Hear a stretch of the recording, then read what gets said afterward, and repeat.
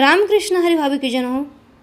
तुकाराम महाराजांचे हे अभंग केवळ शब्दांचा संग्रह नाही, तर तो आत्मज्ञानाचा आरसा आहे. या अभंगातून तुकोबराय आपल्याला सांगतात की जसे चंदन स्वतःचा सुगंध लपवत नाही, तसेच खरे संत आपले गुण कधीच जाहीर करत नाहीत. भक्ती ही दिखाव्यासाठी नसून अंतःकरणाच्या निर्मळ भावनेसाठी असते. हा गूढ संदेश या ओव्यातून प्रकट होतो.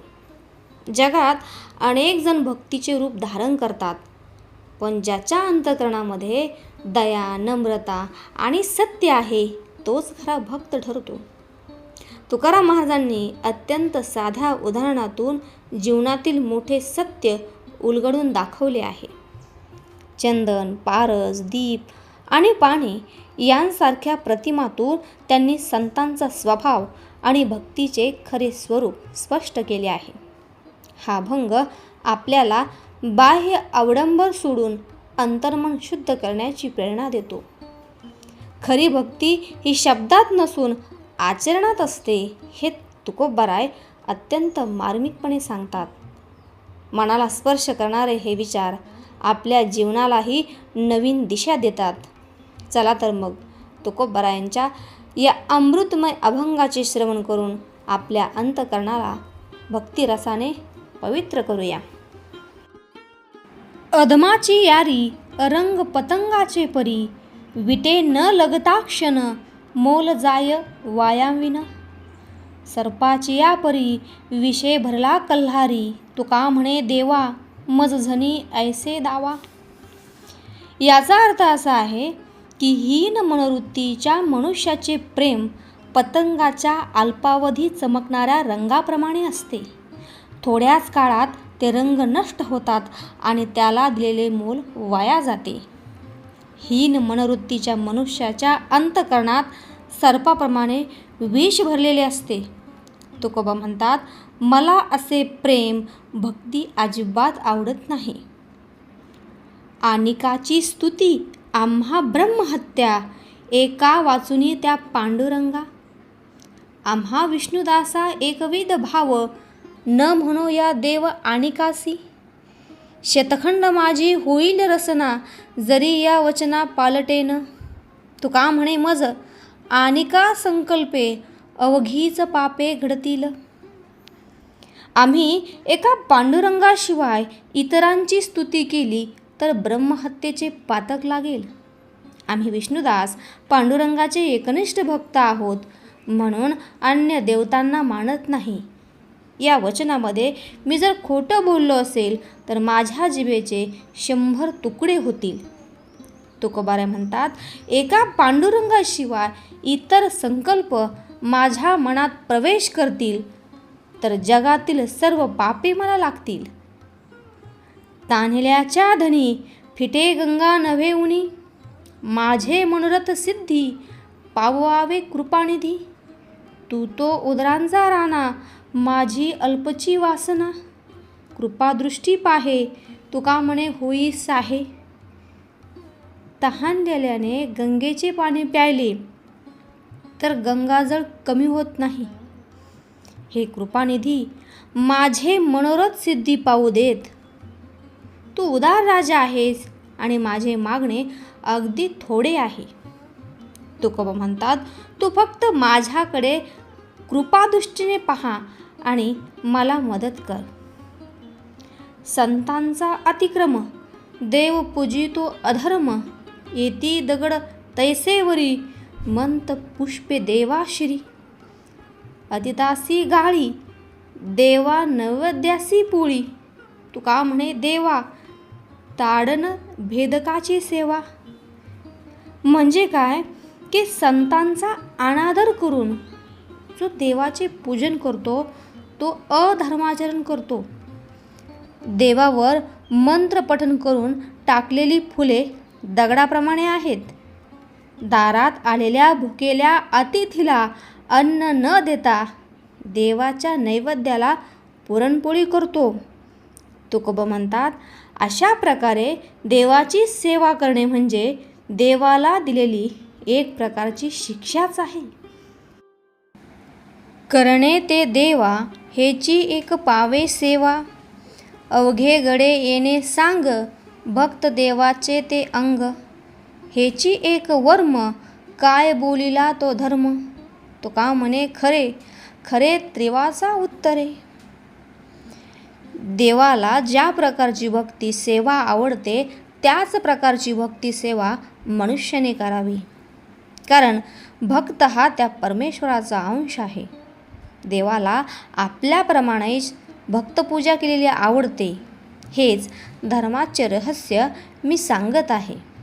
तुकोबा म्हणतात, हेच सत्य मी त्रिवार सांगतो आहे. मागे नेनपणे घडले ते क्षमा, आता देतो सीमा करुणिया, परनारिये जया घडले गमन, दावितो वदन जननिरत, उपदेशावरी मन नाही हाती, तो आम्हा पुढती पाहू नये, तुका म्हणे साक्षी असो द्यावे मन, घातली ते आन पळावया. मागे अजाणतेपणाने तुमच्याकडून गुन्हा घडला असेल तर आता पश्चातापाने प्रायचित्त घेऊन भक्तिमार्ग धरल्यास आम्ही तुमच्या सर्व चुका माफ करतो. पुन्हा जर अशी परस्त्रीची अभिलाषा धरण्याचे पाप केले तर मातेशी संग केल्याचे पाप तुम्हाला लागेल. चांगला उपदेश केल्यानंतरही जो सुधारणा करीत नाही त्याचे तोंडही पाहण्याची आमची इच्छा नाही. तुकोबा म्हणतात, आम्ही केलेला उपदेश पाळण्याची शपथ तुम्ही स्वतःचे मन साक्षी ठेवून घ्या. आणिकांच्या घाते ज्याची निवतील चित्ते, तेची ओळखावे पापी, निर्यावासी शीघ्रकोपी, जे कान पसरोनी ऐके वदे दृष्टवाणी, तुका म्हणे भांडा, धीर नाही ज्याचे तोंडा. म्हणजे काय की दुसऱ्याचा घात झालेला पाहून ज्यांना आनंद होतो असे लोक पापी समजावेत. शीघ्रकोपी मनुष्य अंती नरकाला जातो. ज्याला परनिंदा वाईट बोलणे ऐकायला बोलायला आवडते तोही पापीच आहे. तुकाराम महाराज म्हणतात, भांडखोर मनुष्यही असाच पापी असतो. कुंभ अवघा एक आवा, पाकी एकी तू फेडावा, ऐसे भिन्न भिन्न साटे, केले प्रारब्धाने वाटे, हिरे दगड एक खाणी, कैचे विजातीला पाणी, तुका म्हणे शिरी एक एकाची पायरी. एकाच आव्यात मातीची मडकी तयार होतात, पण त्यातील काही स्वयंपाकासाठी वापरतात तर काही घाण भरण्यासाठी वापरतात. याप्रमाणे प्रारब्धाने प्रत्येकाची वेगवेगळी कामे ठरवून दिली आहेत. हिरे आणि दगड एकाच खाणी सापडत असले तरीही दोन्हीची योग्यता मात्र एकच नसते. महाराज म्हणतात, हिरा राजमुकुटात विराजमान होतो तर दगड पायरीला बसतो.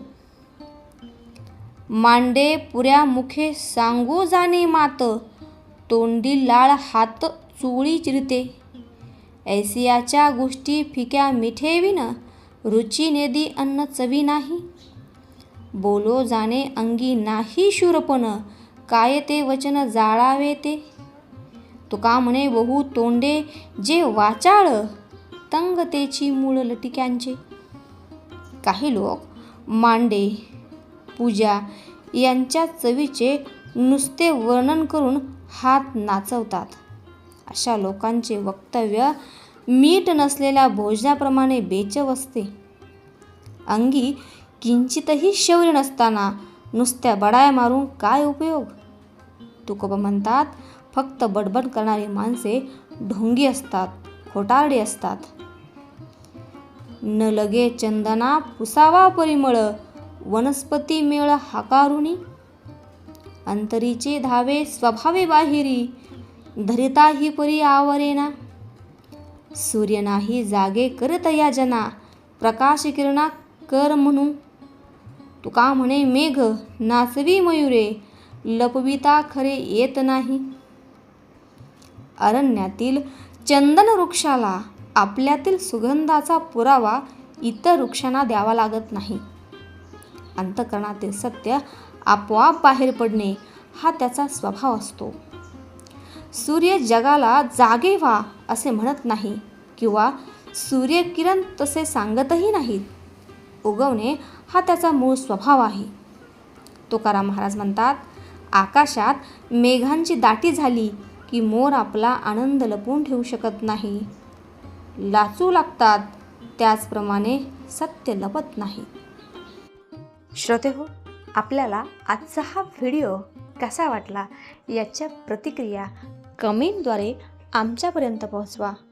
आणि हो, व्हिडिओ आवडला असेल तर एक लाईक नक्की करा।